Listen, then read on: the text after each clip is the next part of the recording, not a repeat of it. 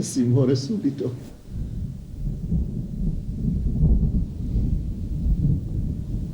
Non so. Basilio, non so mai sta fusilata in vita mia. Nel sogno. Nel sogno l'altra sera. Com'è successo? Non so. Mi sono svegliato intanto che mi sparava.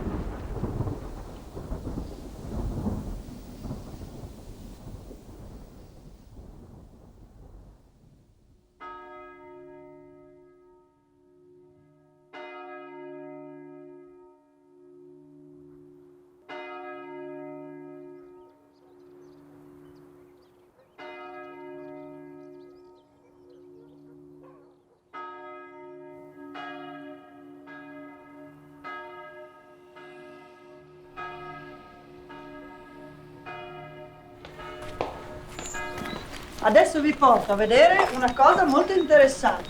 Chissà cosa sarà. Ma è buono, è sapo. Però non dai tempo, non si può.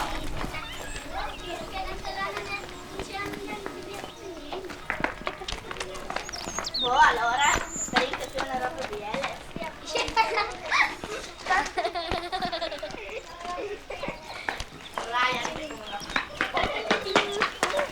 Ecco bambini, questo monumento è a ricordo di 4 alpini. Sarebbero potuti essere i papà dei vostri nonni se non fossero morti durante la Grande Guerra 100 anni fa.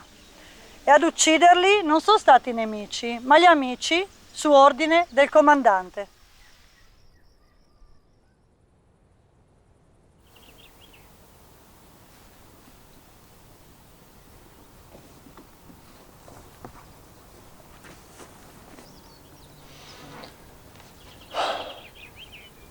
È qui che è cominciato. Sì, per quella cima lassù, il Cellon.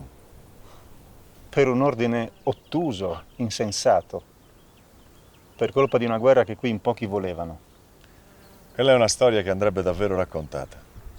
Sì, ma per raccontare dei fusilans dovremmo raccontare com'era la carne allora, quali erano i tempi. Allo scoppio della Prima Guerra Mondiale, nel 1914, il Regno d'Italia è alleato dell'Austria. Sceglie una neutralità a cui l'anno dopo rinuncerà per schierarsi a fianco di Francia, Inghilterra e Russia contro gli imperi centrali.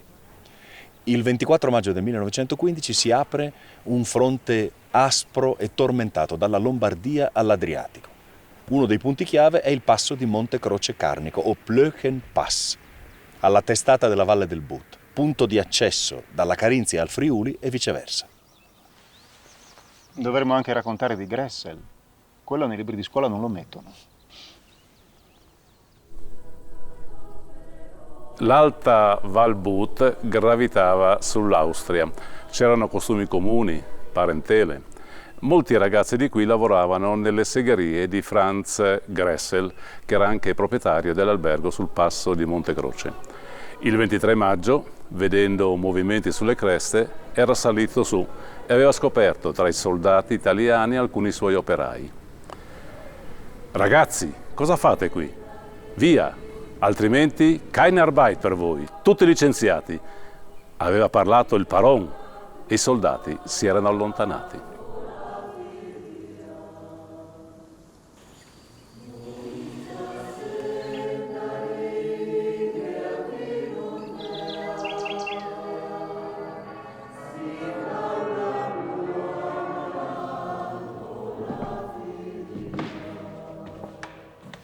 Non essendoci ancora lo stato di guerra, non erano scattati i reati di diserzione o di rivolta in presenza del nemico, ma nei comandi montò la diffidenza. Gli abitanti di Valbuto non avevano nessuna voglia di andare a combattere contro gli austriaci, che sentivano forse più vicini degli ufficiali mandati a comandare gli alpini carnici. E del resto, il Regno d'Italia era arrivato da meno di 50 anni e qui era una realtà piuttosto distante. Qui di italiano non c'è che la croce dei Savoia appesa alla porta della dogana. Aveva detto così di Timau Angelo Arboit, un patriota volontario garibaldino. So, hast du gehört? Es ist Krieg angegangen. Wer passt denn bis jetzt weiter, Berkier? Nou, io non capisco. Ma pensai che non mi sono wieder gekriegt. Unter beim Soldaten. Sie wären nicht mehr müssen noch hier zusammen schießen gegen meinen Schwiegersohn. An beide? Basta nicht, dass meine Tochter an der Maut noch geheiratet. Na, das doch nicht capisco. Parlavi? Sì. Che lingua? Italiano? O crucco? Io so solo quelle lì. E allora ha ragione il capitano, sei proprio un austriacate!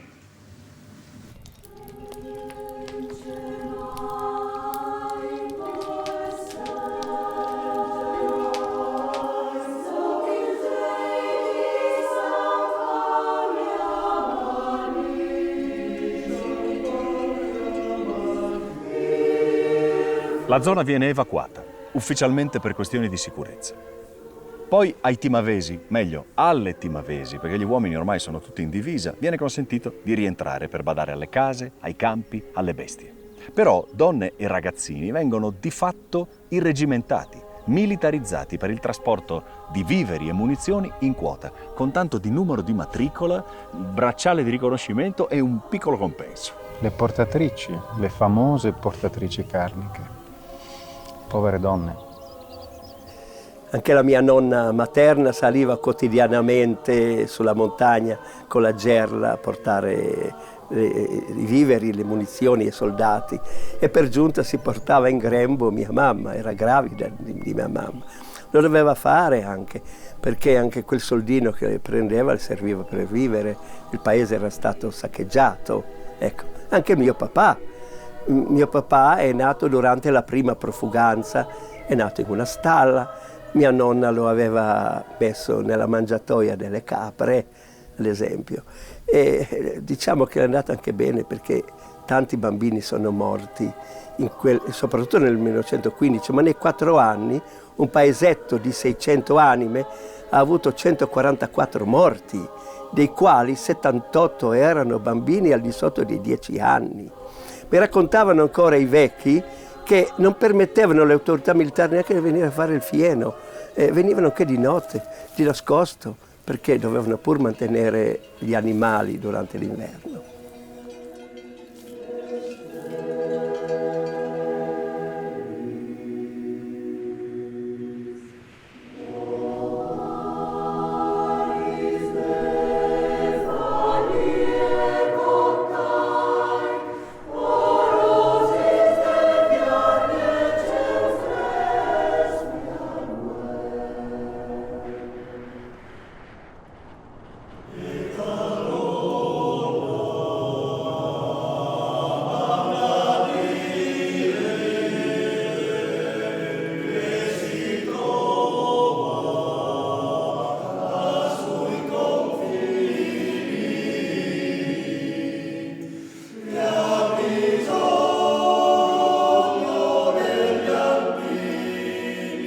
Il fronte di Montecroce Carnico non si schioda.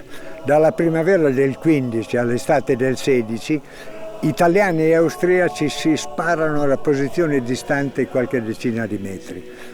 Da trincee, baracche e ricoveri scavati nella roccia vanno all'assalto per conquistare pochi metri di terra che qualche giorno più tardi perderanno. Molti muoiono combattendo, altri per gli effetti dell'inverno ad alta quota. Qualche alpino carnico fa una pace separata con l'amico carinziano che combatte dall'altra parte e scambia con lui cibo e tabacco. Lavoravano assieme per tanti anni. Questo era l'Erasmus della fine dell'Ottocento. Lavoratori della carne e lavoratori della carinzia. Cadorna firma la carta, quelli di là del passo sono tuoi nemici. Dopo ne firma un'altra, tornano tuoi amici, però a sparare dobbiamo andare noi. E allora è quella lì, Angelo, la tua patria. La mia sono mia madre, la Lucia il piccolo, per loro sì che morirei. Per la patria, no? Mi fucilano e io non so perché non lo so. Preferivo star lassù, con la morte a 1 metro, ma il moschetto in mano. Qua invece Io avevo so che la morte davanti e la vergogna del Dio. Non sono solo i carnici, abituati alla collaborazione con gli austriaci, a patire le bestiali condizioni di vita, le quotidiane atrocità della guerra e a coglierne l'insensatezza. Anche tra i soldati venuti da altre parti d'Italia, come gli alpini del battaglione Valpellice, matura un desiderio di pace.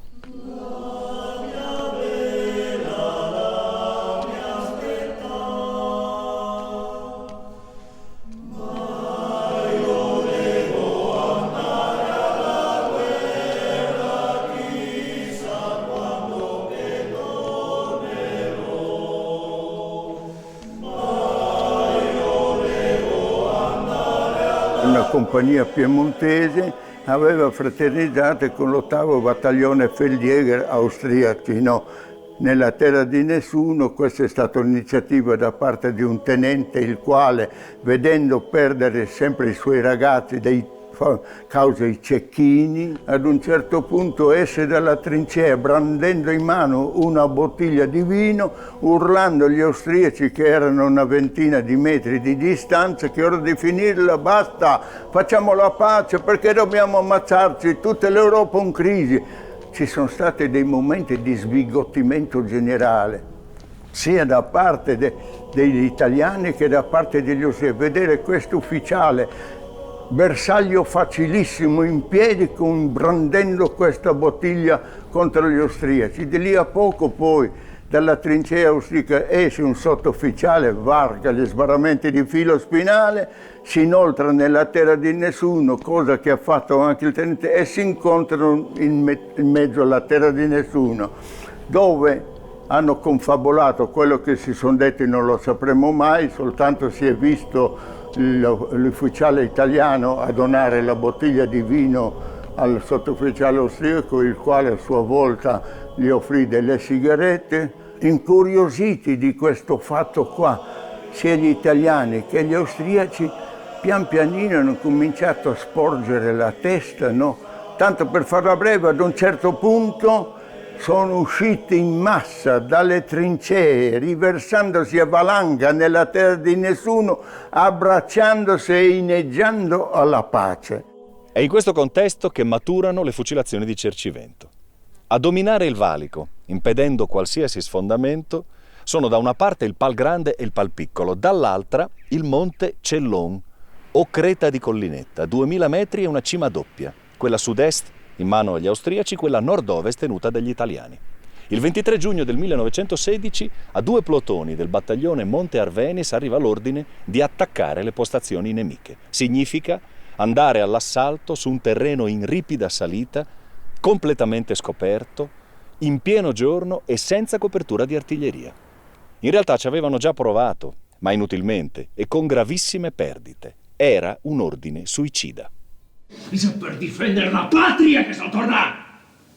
Per difendere cosa? Cosa? Se è l'Italia che ha fatto la guerra all'Austria! Siamo quelli che sparano noi, che ci facciamo il culo lassù, perché i pacifisti che dici tu e guerraioli sono tutti imboscati da qualche parte, no?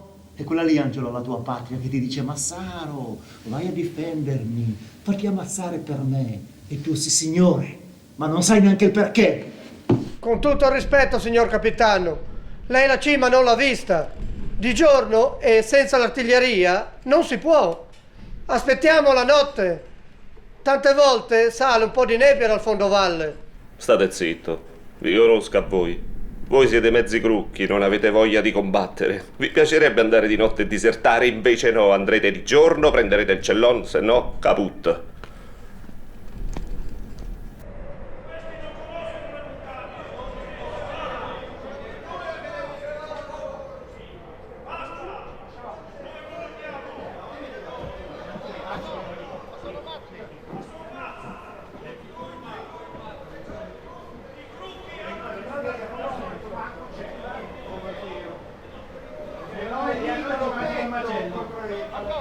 Senza l'artiglieria? Noi prendiamo qua. Non lo so. Dio cazzo, non si vada a Cadorna. Ma non si può, chiamatelo tutti!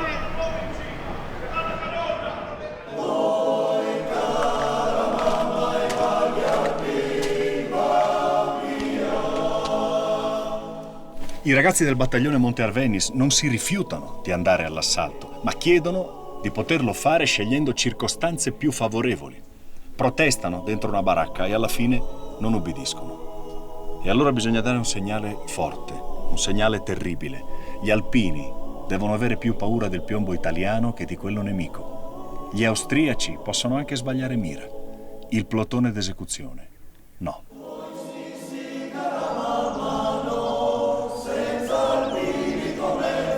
In valle si è sempre parlato di decimazione e con ragione. Gli alpini si rifiutano di uscire dalla baracca per andare all'attacco, ma quelli tra loro che poi saranno fucilati non sono i capi della rivolta né quelli che soffiano sul fuoco. Uno tra loro addirittura non è neanche presente nella baracca, ma servono 4 agenti principali della rivolta per far scattare la pena di morte. Il capitano, il principale testimonio del processo, messo alle strette, indica 4 nomi non scelti a caso. A caso? Mox menit locum, l'ostia per cas. Ci hanno scelti noi perché li stiamo sulle palle al capitano. Mi è parso vero per Carogna di arrivare a farne fuori a tutti e 4 da un colpo. Perché? Perché? Perché siamo amici. Che bella ricompensa, vero? Per tutte le fatiche che abbiamo fatto per loro. E io stupido, io e Silvio, a insegnare al tenente e al capitano i sentieri, i buchi, le grotte di queste montagne. Per che cosa? Hanno preparato tutto a Cercivento, trasformando l'albergo Monte Tenca in un carcere e requisendo la chiesa per allestire il tribunale di guerra.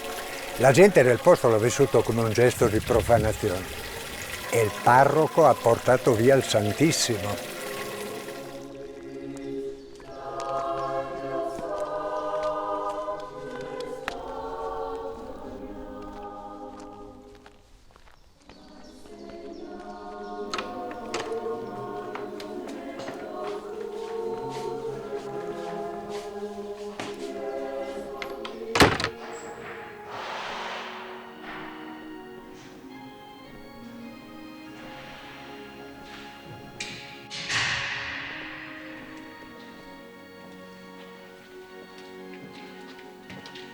E qui dentro si è svolto il processo. Udienza lampo.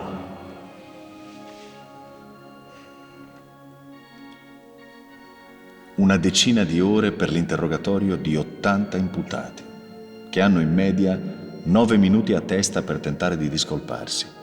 La difesa è affidata a un professore di lettere fiorentino, fervido interventista, in seguito senatore fascista. Sì, che a quasi 60 anni si era presentato volontario per essere arruolato.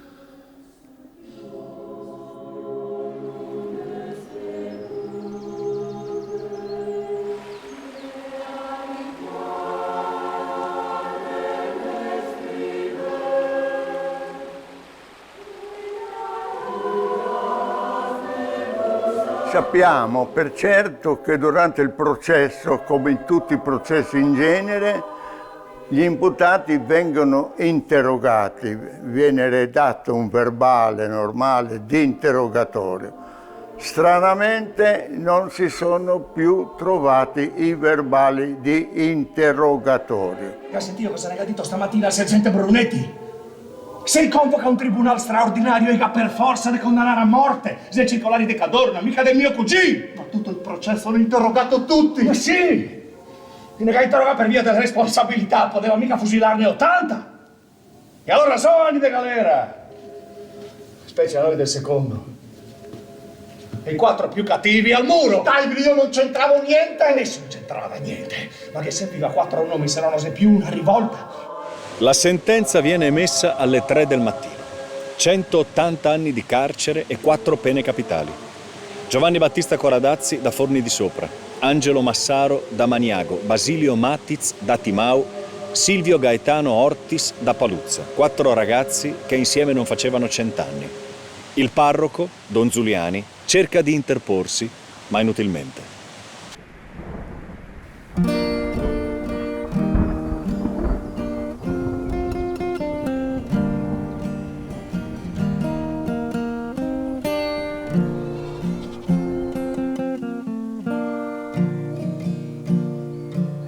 decise farò il prete. Era giovane quando arrivò, si spogliò di ogni bene, era un uomo fatto così. Si cresce in fretta qualche volta, la povertà sa fare presto. Il Novecento era arrivato e Cersivento disse di sì. Fu compasso da gigante che di là passò la guerra per condannare 4 giovani che non volevano morire. 4 soldati che chiedevano copertura per l'attacco, per conquistare quella vetta senza sprecare amore e affetti. Ma la guerra non capiva e li chiamava traditori. Ma la guerra preparava. E dopo un po' gli utenti che arriva Sorsanto, il pre Luigi Giuliani, aveva la quete e la stola. E allora che l'uomo l'ha pensato, l'è venuta dal Willy Santer, che i 4 che hanno fusilato, che hanno già fusilato, pensare, no? Al torno da urta al prato, lì se mi mari, alla via succede robe brutte, così, fin via io dico tu. Mi mari va via, dal puesto che io avevo, la tansi di Uristerps, e ero tutto il sesto. E io veduto che Sorsanto altabava da lungo ufficiali, la tante carate vosate. E sentiva un uomo che diceva, sono uomini, non sono bestie, sono uomini, non sono bestie. A un certo punto, Sorsanto al salto del Rio di Chiaule, perché hanno fucilato di là del Rio di Chiaule, sotto moto. E va via e si mette assieme ai ricchi che avevano fucilato. In quel momento allora i carabinieri si sono là, lo guanti, lo stratoni, lo tirano attorno e lui resisteva anche, no? Se non che in tanti l'hanno chiappato, poco dentro un carrettone militare, che era puglierte e c'era di telo questo carrettone, no?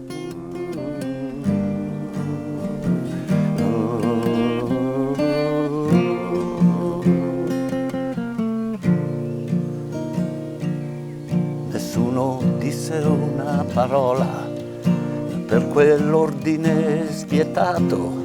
Nessuno disse che la patria l'avevano difesa con onore. Per la grazia e la giustizia, prete, quanto tempo ci vorrà? Ma iniziò l'ultimo giro e la sua testa si fermò. Il plotone era già pronto e loro 4 erano qui. Il paese chiese al giorno di tardare il suo ritorno. Li hanno infangati ingiustamente con l'accusa di essere dei rivoltosi. Mio zio Silvio Gaetano Ortis è stato decorato 2 volte. Aveva partecipato alla guerra di Libia e io, in qualità di militare di carriera, dico che questi fatti sono una macchia sulla nostra storia nazionale, che si può cancellare solo riabilitando i fucilati ingiustamente e chiedendo loro perdono. E chissà dove ci buttano dopo. Frega niente! Tanto. E quelli che si cascai di solo dal cielo? Eh? Quelli che se ne stai sotto le valanghe? Se te scoppiavi su una mina? Per quel che contemo in sta guerra maledetta?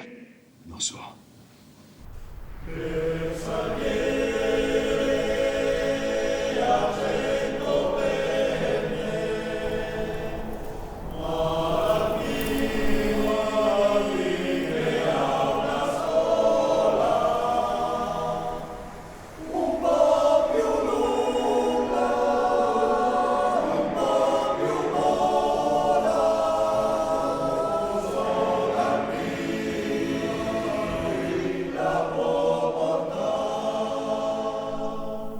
Dodici anni dopo, le spoglie di Silvio Gaetano Ortis ritornano a Paluzza. Racconta la nipote Vigliute.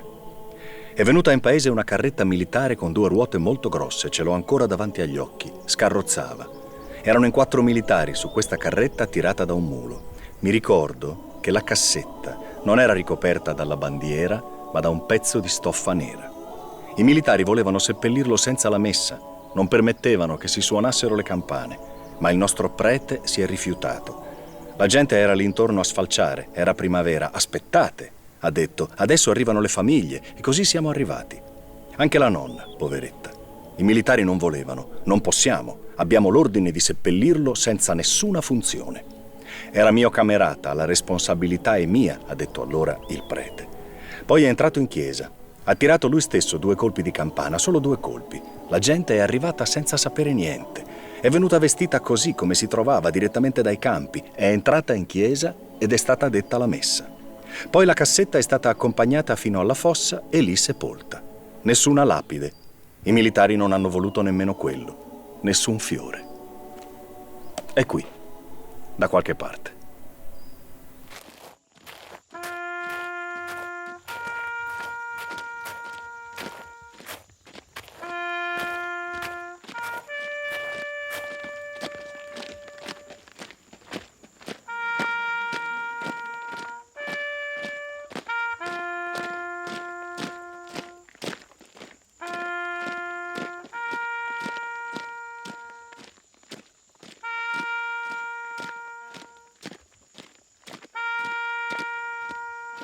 Caricate!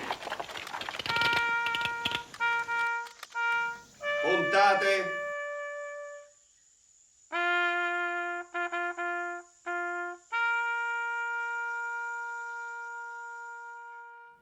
Fuoco!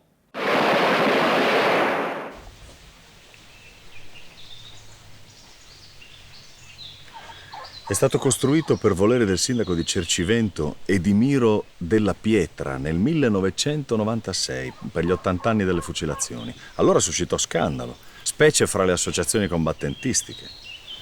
Sì, che poi celebrare persone che sono state condannate per un reato degno della pena capitale sarebbe apologia di reato, no? Poi sono stati scritti libri, indetti convegni. È la storia di Silvio Gaetano Ortis, Giovanni Battista Corradazzi, Basilio Mattiz e Angelo I Massaro, infamati e uccisi per colpe mai commesse, ha superato i confini della Valle e del Friuli. Sono diventati un simbolo a illuminare la realtà della guerra, che mai deve essere santificata o glorificata.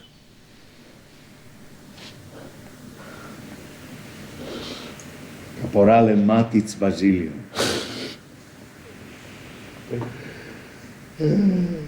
Presente. Dove trovavi nei baraccamenti di prima linea sul Celon la sera del 23 giugno scorso?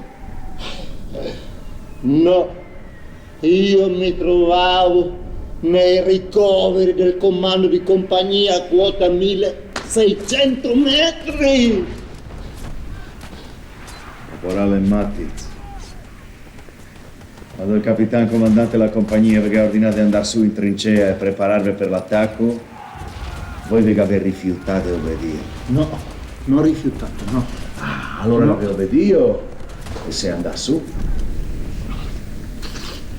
Noi si sarebbe anche andati Quindi non vi avevo obbedito all'ordine di cielo. Ma non si poteva, non si poteva. Vi avevo obbedito o no? Signor no, signor generale. Caporale Mattiz. Gli alpini del vostro plotone che li obbedito all'ordine di cielo. Noi avevamo parlato tutti alla insieme. mia domanda, caporale Mattiz. Gli alpini del vostro plotone Galli obbedito all'ordine del capitano.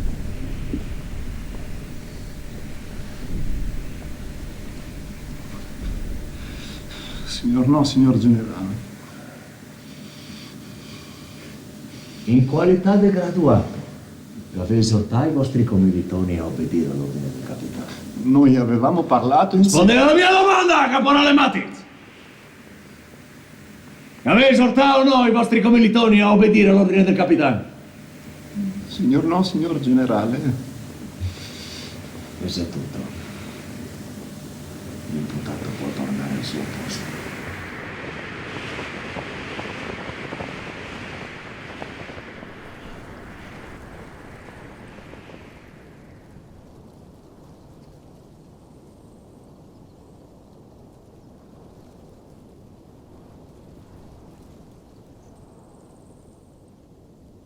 Questo ci insegnano i fusilats di Cercivento.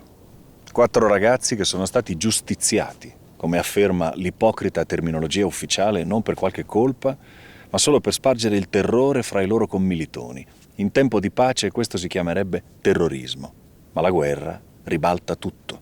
L'omicida diventa eroe e chi non uccide diventa il massimo colpevole, da punire, se occorre, con la morte.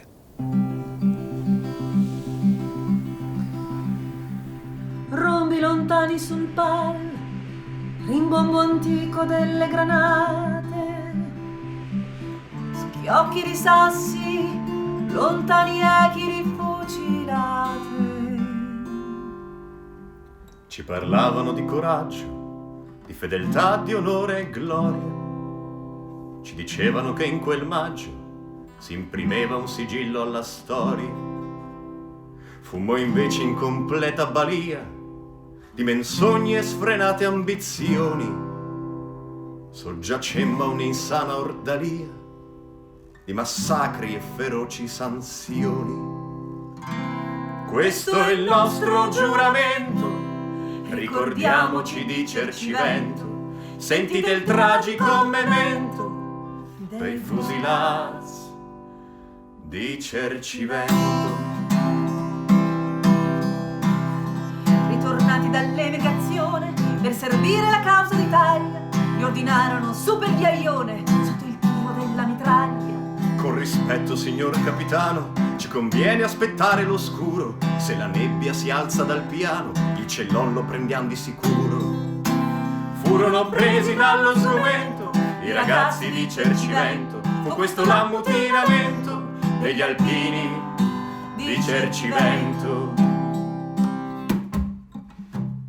Chi sti qua sono solo dei trucchi di chi vuol consegnarsi a un nemico. In Balbut sono tutti un po' crucchi. Generale, io so quel che dico. Mi permetta, signor generale, senza esempi finisce a schifio. Da oggi stesso la corte marziale deve far più paura di Dio. E Cadorna l'ha detto lui pure, se i soldati si mostrano viacchi, adottare misure più dure e passar per le armi vigliacchi. Silvio Gaetano Ortis, da Panuzza. Basilio Matiz, da Timau. Giovan Battista Coradazzi, da Forni di Sopra. Angelo Massaro, da Maniago. Giudicate di chi è il tradimento consumatosi a Cercivento. Fu già condanna in un momento per gli imputati a Cercivento. Lampi notturni sul cellon come bagliori di traccianti, fuochi fatui che ricordano lassù ne sono morti tanti. Per i 4 c'è il plotone, il reato è di rivolta. Va da Asiago il battaglione e poi la seduta è tolta. Il Pievano piange e grida: fate fucilare me, meglio l'Austria. Un vecchio sfida. Taci, ce n'è anche per te. Si prepara l'ammazzamento per i fruz di Cercivento. L'alba incendia il firmamento sopra i tetti a Cercivento. Matiz cade ma ancora respira, lo sollevano da terra, il tenente 3 colpi gli tira, vuol così il tribunale di guerra. Oggi il cieco rigor non deflette, non li hanno riabilitati. Per i giudici con le stellette i comandi non sono mai sbagliati. Ma una stella ricorda l'evento a chi passa per Cercivento. Non alla guerra sia comandamento per i martiri di Cercivento. All'esercito dei disertori è già tempo che Francia e Inghilterra riverenti hanno reso gli onori. In Italia è più sacra la guerra. Se l'infamia dolente di allora si eclissò nella gloria che abbaglia, questa storia che ci disonora, non scordate, fratelli, d'Italia.